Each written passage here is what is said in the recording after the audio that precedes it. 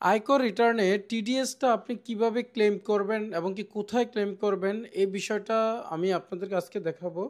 এবং কি যারা মানে উৎসে কর কর্তন করা হয়, বিশেষ করে আপনি যদি ব্যাংকে আপনার ডিপিএস অথবা এফডিআর অথবা আপনার সঞ্চয়পত্র থাকে, তখন কিন্তু উৎসে কর কর্তন করা হয়।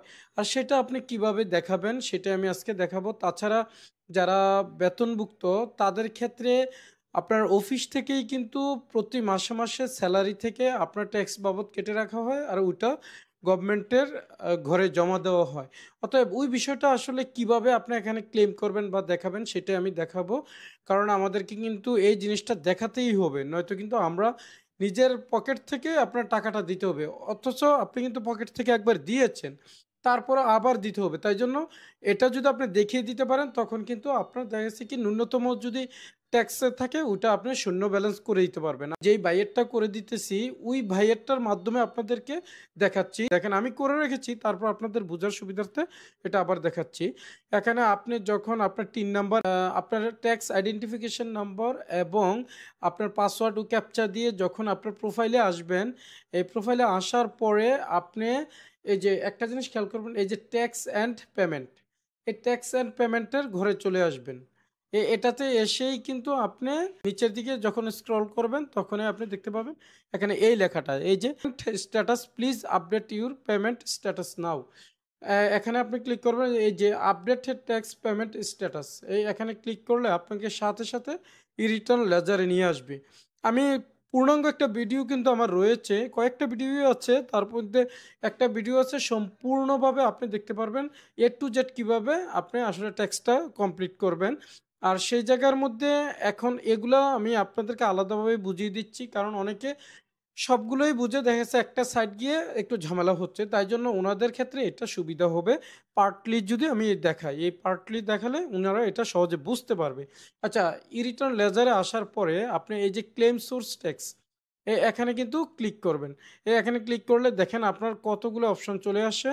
আপনার এই স্যালারি আইবাস প্লাস প্লাস, যাদের স্যালারি আইবাস প্লাস প্লাসে যায় তারা এটা গভর্নমেন্টের ক্ষেত্রে। আর স্যালারি আদার্স, এটাও যদি আপনার স্যালারি আদার্স হয় তাহলে ওইটা দিবেন। আর ব্যাংক এফআই ইন্টারেস্টে প্রফিট, যদি ব্যাংকে ডিপিএস অথবা এফডিআর অথবা আপনার কোনো সেভিংস অ্যাকাউন্ট থাকে সেগুলা এটার মাধ্যমে আপনি দেখাবেন। আর সঞ্চয়পত্র যদি থাকে এটার মাধ্যমে।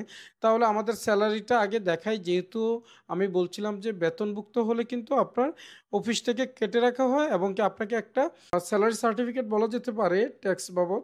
তো সেটার মধ্যেই কিন্তু আপনার লেখা থাকবে যে আসলে চালান নাম্বার, ডেট এবং কি অ্যামাউন্ট। আর এটার জন্য আমাকে এই স্যালারি আদার্সে ক্লিক করতে হবে। এখানে ক্লিক করলে এই দেখেন এখানে কিন্তু আপনার এই অপশনগুলো আপনি পেয়ে যাচ্ছেন। এই যে ডিপোজিটিং অথরিটি পারসন, এখানে আপনি প্রতিষ্ঠানের নামটা দিয়ে দিবেন, আপনি যে প্রতিষ্ঠানের জবটা করেন। আর এই রেফারেন্স নম্বরটা কিন্তু লাগবে না, রেফারেন্স ডেটটাও লাগবে না, কারণ এটা ম্যান্ডেটরি না। যেহেতু এটা যদি আপনাদের থাকে আপনারা দিয়ে দিবেন, সমস্যা নাই। কিন্তু চালান নম্বরটা দিতে হবে। তারপর এই যে চালান অ্যামাউন্টটা, সার্টিফিকেট অ্যামাউন্ট, অর্থাৎ টোটাল ওই মাসে কত টাকা আপনার প্রতিষ্ঠান ট্যাক্স দিয়েছে, যেটার মধ্যে থেকে আপনার অংশটা ক্লেম করবেন, এই টোটাল অ্যামাউন্টটা এখানে বসবে। আর ব্যাংক নেম এখানে বসবে। আর এখানে বসবে ডেট অফ চালান নম্বরটা, আর ক্লেম অ্যামাউন্ট মানে আপনার হয়ে কত টাকা আপনি আপনার কাছ থেকে কেটে রেখে সরকারের করে জমা দিয়েছে ওইটা আপনি ক্লেম করতে পারবেন। আর ব্রাঞ্চ নেমটা এখানে এই আমি একটা করে দেখাচ্ছি, তাহলে আপনারা বুঝতে পারবেন ইজিলি। আমি এই যে এখানে লিখবো, আমরা প্রথমে আমরা এখানে লিখবো ওই প্রতিষ্ঠানের নামটা লিখবো।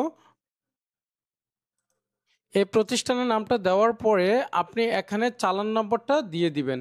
আপনার যে চালান নম্বরটা রয়েছে স্যালারি শিটের মধ্যে, এই চালান নম্বরটা দিয়ে দিবেন। এখানে আমি দিয়ে দিচ্ছি। এই যে এখানে আপনি ডেটটা দিবেন, এই যে এখানে আমি কিন্তু বলেছি এই রেফারেন্স নম্বর এবং কি রেফারেন্স ডেটটা যেহেতু ওনার নেই সেটা দিতে হবে না, এটা ম্যান্ডেটরি নয়। তবে আমি যেগুলো দিচ্ছি এগুলো কিন্তু ম্যান্ডেটরি। এই ডেট অফ চালানটা এখানে আপনি দিয়ে দিবেন। এখানে ডেট অফ চালান বলতে আপনি কোন বছর আপনার কোন মাসের ওটা আপনি এখানে দিয়ে দিবেন। এখান থেকে আপনি এই যে এটা দিয়ে দিলাম 2024 সালের আগস্ট মাসের আপনার কত তারিখ, 11 তারিখ 2024 সালের আগস্ট মাসেরটা দিলাম, এই যে এখানে দিয়ে দিলাম। আর এখানে আপনার ক্লেম অ্যামাউন্টটা আপনি দিয়ে দিবেন। এই যে এখানে ক্লেম অ্যামাউন্ট, আর এখানে আপনার এই যে ব্যাংকের নামটা দেওয়ার পরে ব্রাঞ্চের নামটা দিবেন। এখানে ব্রাঞ্চ নেম, যে এখানে আপনি ব্রাঞ্চ নেমটা দেওয়ার পরে এখানে এই যে ব্যাংক নেমটা দিয়ে দিলাম। ব্যাংক নেম দেওয়ার পরে আপনার এখানে আমাদের যেই চালান অ্যামাউন্টটা সেটা আমরা এখানে দিয়ে দিব। ঠিক আছে? এই যে চালান অ্যামাউন্টটা আমরা এখানে দিয়ে দেব।